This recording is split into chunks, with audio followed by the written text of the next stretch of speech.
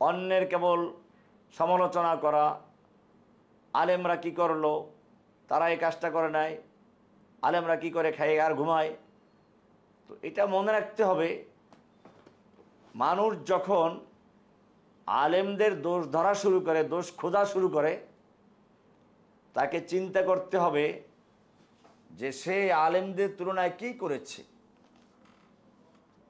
আর তাছাড়া ইসলামের ঠিকাদারি তো আলেমরা নিয়ে নেন নাই, আপনিও তো আল্লাহর গোলাম, আর আলেমও আল্লাহর গোলাম। আপনার যে দায়িত্ব আলেমের সে একই দায়িত্ব ছিল, কিন্তু আপনি আপনার দায়িত্ব পালন কতটুকু করেছেন। আলেম সাহেব তো এলেম অর্জন করেছেন, দুনিয়ার চাকচিক্য বাদ দিয়ে তিনি যতটুকু পারেন খেদমত করে যাচ্ছেন, কিন্তু আপনি আপনার জায়গার থেকে কতটুকু করতে পেরেছেন, শুধু সমালোচনাই করতে পেরেছেন। এই জন্য এগুলো হচ্ছে অহংকারের প্রভাব, রাগের প্রভাব। আগুন, মানুষের কলিজার ভিতরে একটা আগুনের পটকা ছেড়ে দেওয়া হয়, ওটা তাকে জ্বালায়, আর তখন সে অহংকারী হয়, রাগ করে, অশ্লীল গালিগালাজ করে। দেখবেন যে অহংকারী অফিস বস যারা, তারা তো অধীনস্থদেরকে গালিগালাজ আর বকাবকি করা ছাড়া কোনো ভাষা নেই।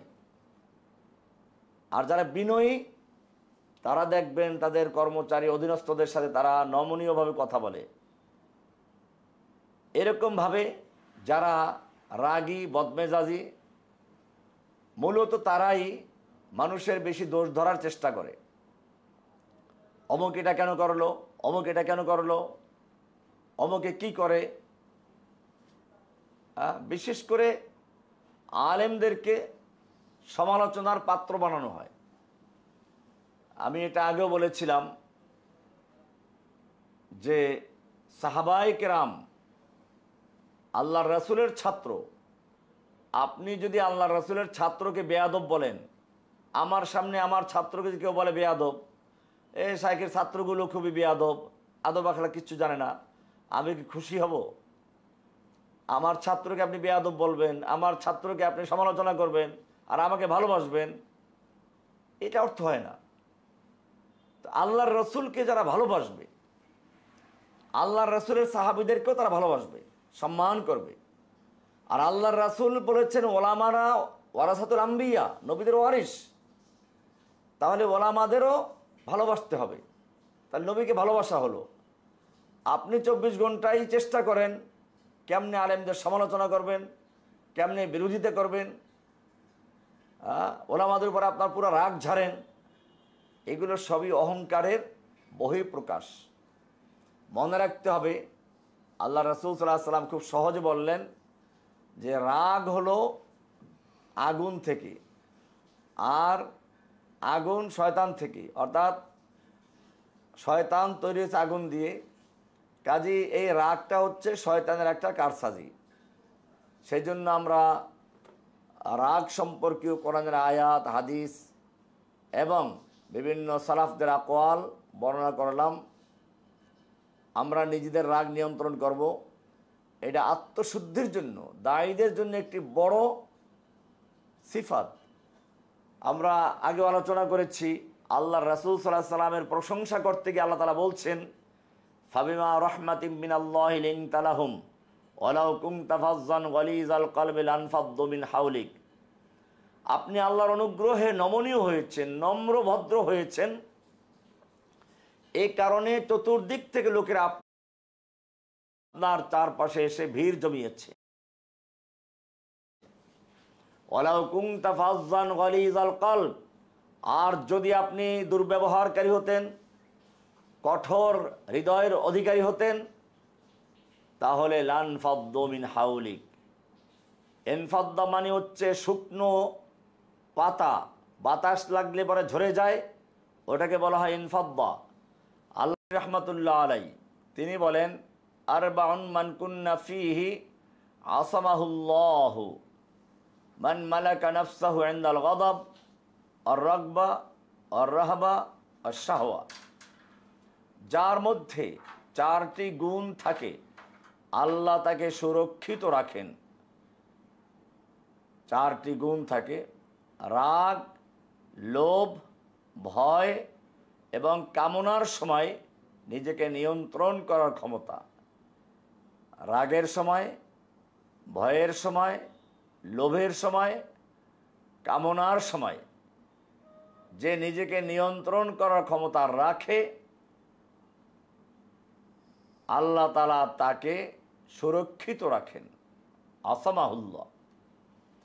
ইমাম ইবনুল কাইয়িম জাওজি রাহমাতুল্লাহ আলাইহি বলেন, আল গদাবু জামরুন ইউলকা ফিল কলব ফামান মালাকাহু ফাকাদ নাজা ওয়ামান আতলাকাহু ফাকাদ ইহতারাকা। রাগ হলো জুমরুন, একটি অগ্নিশিখা, কয়লা, জ্বলন্ত অগ্নিশিখা যা অন্তরে নিক্ষিপ্ত হয়। ইউলকা ফিল কলব, রাগ হলো একটি জ্বলন্ত অগ্নিশিখা যা অন্তরে নিক্ষিপ্ত হয়। ফামান মালাকাহু ফাকাদ নাজা, যে এটিকে দমন করে সে রক্ষা পায়। ওমান আতলাকাহু ফাকাদ ইহতারাকা, আর যে এটি ছেড়ে দেয় সে জ্বলে পুড়ে যায়। রাগ যে নিয়ন্ত্রণ করতে পারলো সে মুক্তি পেল, নাজাত পেল। আর যে রাগটাকে ছেড়ে দিল, মানে রাগটাকে চলতে থাকতে দিল, প্রতিফলন ঘটালো, সে এই জ্বলন্ত আগুনে পুড়ে যাবে। ইমাম ইবনে রজব হাম্বলি রাহমাতুল্লাহ আলাইহি বলেন, আল গদব ইউজিলুল আকল ওয়া ইফতাহু লিশ-শাইতানি মিনহু বাব। রাগ হচ্ছে মানুষের বিবেক ও বুদ্ধিকে বিলীন করে দেয়। আল গদব ইউজিলুল আকল, আকলকে দূর করে দেয়, বুদ্ধি, বিবেক একে লোপ করে দেয়, বিলুপ্ত করে দেয়। ওয়া ইফতাহু লিশ-শাইতানি মিনহু বাব, এবং শয়তানের জন্য একটা দরজা খুলে দেয়, শয়তানের জন্য দরজা খুলে দেয়। রাগের মাধ্যমে সে একটা কথা বলে ফেলে, শেষ পর্যন্ত সে ক্ষমা চেতে হয় অথবা গন্ডগোল লেগে যায়। এ কারণে রাগ একটা মারাত্মক রোগ, আত্মার একটা রোগ, যা অহংকার থেকেও হতে পারে, অপমান থেকে হতে পারে, জুলুমের শিকার হলে হতে পারে। মানুষ প্রতিশোধ পরায়ণ হয়ে যায়, ক্ষেপে যায়। তো এটার কারণ আমরা আলোচনা করলাম। এখন রাগের নিয়ন্ত্রণের উপায় কি? প্রথম কাজ হচ্ছে আল ইস্তিআযা বিল্লাহি, আল্লাহর কাছে আশ্রয় চাওয়া। আল্লাহ রাসূল সাল্লাল্লাহু আলাইহি ওয়াসাল্লাম দোয়া করতেন, ইন্নী লা আ'লামু কালিমাতান লাউ ক্বালাহা লাযাহাবা আনহু মা ইয়াজিদু। আমি এমন একটি কালেমা জানি যে কালেমাটা পড়লে তার ভিতরে যে রাগ সৃষ্টি হয় তা দমন হয়ে যায়। আর তা হচ্ছে আউযু বিল্লাহি মিনাশ শাইতানির রাজিম, এটা পড়ে নেওয়া। 2 নম্বর হচ্ছে উযু করে নেওয়া। কারণ রাগ হচ্ছে আগুনের থেকে, যেটা বললাম আগুন থেকে, আর আগুন নিভানোর পদ্ধতি হচ্ছে পানি। অতএব যদি রাগ আসে তো সেক্ষেত্রে বলা হচ্ছে উযু করা। হাদিসে বলা হয়েছে, আল্লাহ রাসূল সাল্লাল্লাহু আলাইহি ওয়াসাল্লাম বলেছেন, রাগ শয়তান থেকে, আর শয়তান আগুন থেকে সৃষ্টি, আর আগুন পানির দ্বারা নিভাতে হয়। সুতরাং রাগ আসলে উযু করো, রাগ ঠান্ডা হয়ে যাবে। 3 নম্বর হচ্ছে as-sukut, চুপ করা, চুপ থাকা, আস্তে আস্তে রাগ ঠান্ডা হয়ে যাবে। ইমাম আহমদ রহমতুল্লাহ আলাইহি বয়ান করেছেন, ইদা গদিবা আহাদুকুম ফালিয়াসকুত, যখন তোমাদের কেউ রাগ করে সে যেন চুপ থাকে। এরকমভাবে অবস্থান পরিবর্তন করা, তাগয়িরুল হাল। যদি আপনি দাঁড়িয়ে থাকেন বসে পড়ুন, বসে থাকলে শুয়ে পড়ুন, আর শুয়ে থাকলে উঠে একটু অন্য জায়গায় চলে যান।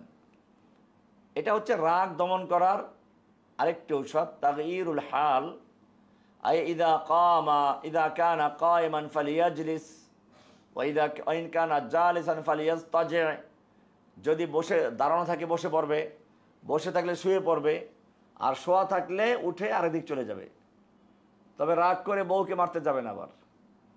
হ্যাঁ, যে শুয়েছিল রাগ করে উঠতে বলছে, উঠলাও লাঠি একটা নিয়ে বউকে পিটান শুরু করলো, এটা বলা হয় নাই কিন্তু আবার। হ্যাঁ, এখানে বলা হয়েছে যে যদি সে দাঁড়ানো থাকে বসে পড়বে, বসে থাকলে শুয়ে পড়বে, শুয়ে থাকলে সে উঠে আর আরেকদিকে চলে যাবে, তাহলে আস্তে আস্তে রাগ তার দমন হয়ে যাবে। তাহলে আমরা কয়েকটা ধাপে আসলাম। রাগ উঠলে পরে প্রথমে আউযুবিল্লাহ পড়া, এরপরে উযু করা, এরপরে চুপচাপ তাসবিহ তাহলিল করা, বসে পড়া, এরপরে অবস্থান পরিবর্তন করা। এই কাজগুলো হচ্ছে রাগ নিয়ন্ত্রণ করার কতগুলো উপায়। আল্লাহর রাসূল সাল্লাল্লাহু আলাইহি সাল্লাম সেজন্য এটা আত্মশুদ্ধির জন্য একটি বড় ধরনের নসিহাত, লা তাগদাব, যেটা আল্লাহ রাসূল সাল্লাল্লাহু আলাইহি সাল্লাম বলেছেন যে রাগকে দমন করে সে জান্নাতের পথ প্রশস্ত করে। যে রাগের সময় চুপ থাকে তার হৃদয় প্রশান্ত হয়। যে ক্ষমা করে সে আল্লাহর ভালোবাসা পায়। এ কারণে রাগের পরে প্রতিশোধ নিতে পারেন। আল্লাহর রাসূলকে বলা হয়েছে খুলুকুন আযীম, ইন্নাকা আলা খুলুকিন আযীম, আপনি মহান চরিত্র দিয়ে, আযীম বলা হয়েছে। খুলুক তিন রকম, খুলুকুন কারীম, খুলুকুন হাসান, খুলুকুন আযীম। খুলুকুন আযীম হচ্ছে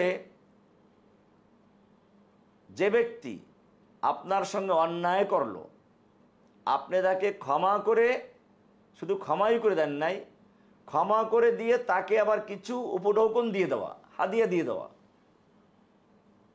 অন্যায়ভাবেই রাগ করেছে, তারপর আপনি ক্ষিপ্ত হন নাই, বরং ক্ষিপ্ত না হয়ে তাকে এক কাপ চা খাওয়াই দিলেন, একটা বিস্কুট খাওয়াই দিলেন, একটু একটা উপহার আতর দিয়া দিলেন, তো ওটা রাগ ঠান্ডা হয়ে যাবে। আরেকটা হচ্ছে রাগের সময় কি বলতেছিলাম, আল্লাহ রাসূল সাল্লাল্লাহু আলাইহি সাল্লাম এটা বললেন যে খুলুকুন আযীম। খুলুকুন আযীম হচ্ছে মহান চরিত্র, মানে যে আপনার সাথে অন্যায় করে তাকে আপনি শুধু ক্ষমাই করে দেন নাই, বরং ক্ষমা করে দিয়ে তাকে কিছু উপহার দিয়ে দেওয়া। আরেকটা হচ্ছে খুলুকুন কারীম, কেউ অন্যায় করেছে তাকে ক্ষমা করে দেওয়া। আরেকটা হচ্ছে খুলুকুন হাসান, অন্যায় করেছে আপনি তার বদলা নিতে পারেন সমান সমান। তো আল্লাহ রাসূল সাল্লাল্লাহু আলাইহি সাল্লামকে আল্লাহ প্রশংসা করেছেন, ইন্নাকা আলা খুলুকিন আযীম। কাজেই এই হাদিসটা অনেক ছোট হাদিস। আল্লাহ রাসূল সাল্লাল্লাহু আলাইহি সাল্লামকে একটা লোক বারবার প্রশ্ন করলো, আউসিনি, আমাকে ওসিয়ত করুন। আল্লাহ রাসূল সাল্লাল্লাহু আলাইহি সাল্লাম তাকে বারবার একই উপদেশ দিলেন, লা তাগদাব, লা তাগদাব, রাগ করো না, রাগ করো না। বোঝা গেল রাগ নিয়ন্ত্রণ করা হচ্ছে একটা গুরুত্বপূর্ণ জিনিস। এটা ব্যক্তি সমাজকে প্রশান্তি দেয়, জীবনে সুখ শান্তি আনে, দাওয়াতের ক্ষেত্রেও প্রশান্তি আনে, আখেরাতের মুক্তির চাবিকাঠি, এবং দাম্পত্য জীবনেও এর গুরুত্ব অনেক। সেজন্য আমাদের মনে রাখতে হবে রাগ করা